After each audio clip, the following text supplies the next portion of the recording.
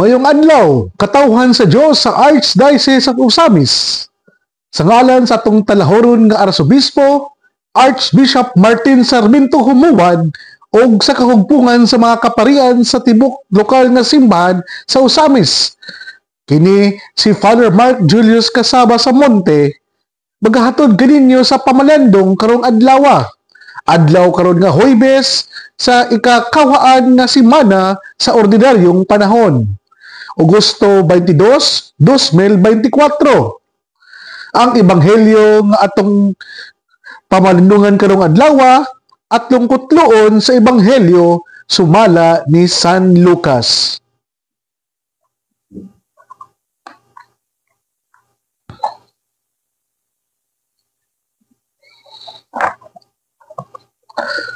Sa unom ka bulan nga gisabak ni Elizabeth, gipadala sa Dios ang anghel nga si Gabriel ngadto sa lungsod sa Galilea nga gingadlag Nazaret. May mensahe siya alang sa usa ka batan-ong dalaga nga ulay nga ginganlag Maria. Kaslunon siya ngadto sa usa ka lalaki nga ginganlag Jose nga kaliwat ni Hari David. Miadto ang anghel kaniya og miingon, "Paglipay, ang Ginoo naguban og nagpanalangin kanimo pag-ayo." Nalibog pag-ayo si Maria sa pagkabati niya sa mensahe sa anghel og namalandong siya kung unsay kahulugan sa iyang pulong. Miingon ang anghel kaniya, "Ayaw kahadlok Maria, kay gikahimut-an ka sa Dios. Ikaw magasabak og manganak og usa ka batang lalaki og nganlan mo siya Jesus. Mahimo siyang inila og tawgon siya nga anak sa Dios nga labing halandon. Ang Ginoong Dios maghimo kaniyag hari sama sa iyang kagikan nga si David. Mahimo siyang hari sa mga kaliwat ni Jacob hangtod sa kahangturan og dili gayud matapos ang iyang gingharian." Si Maria miingon, "Unsa may pagkahimo ni ini? Nga wala man ako'y bana." Ang anghel mitubag, "Mukunsad kanimo ang Espiritu Santo og magpabilin ang gahom sa Dios diha kanimo. Tungod niini, ang balaan nga bata tawgon nga anak sa Dios. Hinumdumi, ang imong paryente nga si Elizabeth giingon nga dili na siya manganak, apan karon unom na kabuwan ng iyang tiyan, bisan tigulang na siya kay alang sa Dios walay dili mahimo." Miingon si Maria, "Sulugoon nako sa Ginoo, mahitabuon ta kanako ang imong gisulti." Og mibiya ang anghel kaniya. Mga igsoon, ang ebanghelyo sa Ginoo. Daygon ikaw, Kristo. Mga igsoon ko diyan ni Kristo, today we also celebrate the queenship of the Blessed Virgin Mary. Unsa may gidala nga mensahe sa pagkahimugso sa batang Hesus. Sa ebanghelyo ni San Lucas, si Arkanghel Gabriel nag-ingon kang Maria, "Ayaw kahadlok, kay gikahimut-an ka sa Dios. Ug tan-awa, manamkon ka sa imong sabakan ug matawo kanimo ang anak nga lalaki ug panganlan mo siya og Jesus." Ang ngalan ni Jesus nagagikan sa Griegong Jesus nga tugbang sa Aramaic nga nganlan og Yeshua. Sa mga Hudiyo, ang maong pangalan mga igsoon adunay kalambigitan sa buhat sa pagpangluwas. Mao bitaw nga sa ebanghelyo ni San Mateo, ang anghel nagpahibalo kang Jose pinaagi sa damgo nga iyang sinayuran nga si Maria manganak og usa ka batang lalaki ug pagkatawgon og Jesus kay luson niya ang katawhan sa ilang mga sala. Daygon og pasalamaton nato ang Dios tungod sa iyang paghatag kanato og mangluluwas diha kang Jesus. So mga igsoon ko ni Kristo, kining ebanghelyo nagpahinumdom nga ang kaluwasan atong makab-ot pinahagi sa hilom og matinud-anong pagdawat sa kabubuton sa Dios.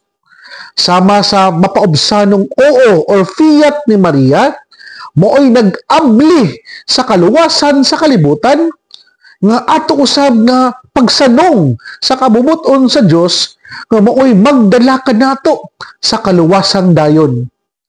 Tumpak gayud mga igsoon nga ang dalan padulong sa langit mao ang pagbuhat sa kabubuton sa Ginoo, dili ang pagtuman sa atong mga gusto.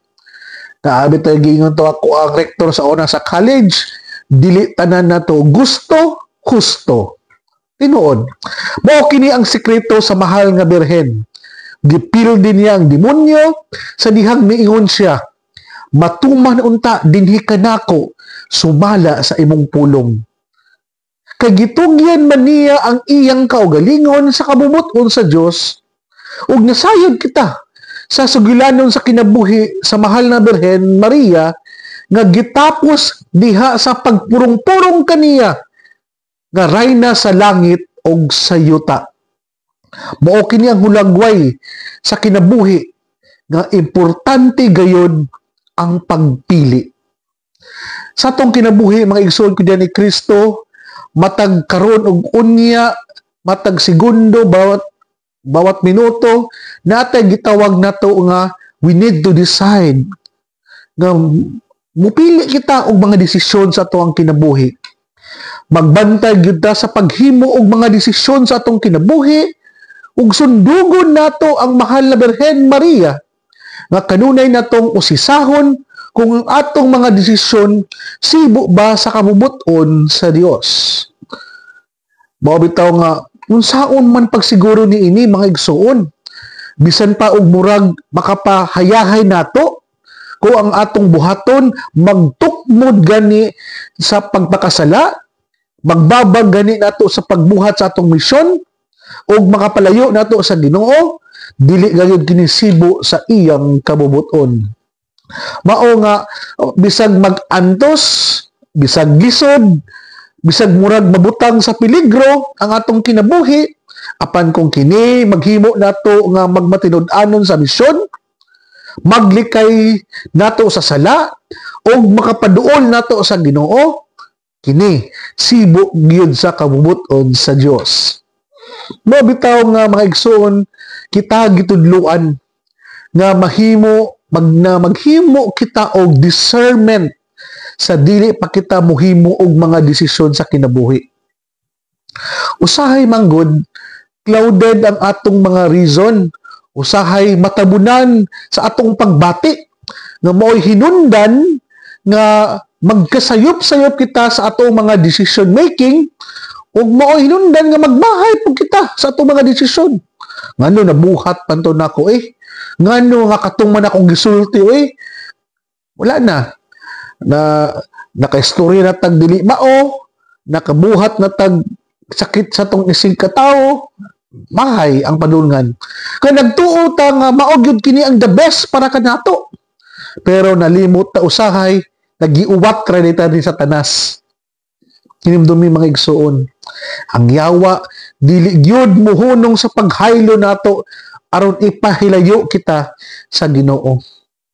Mao bitaw nga ang usa kanindot nga pahimangno nato karong ebanghelyo nga bugdangop kita kadunay sa panabang og panalipod sa mahal nga Birhen Maria nga rayna sa langit ug sa yuta.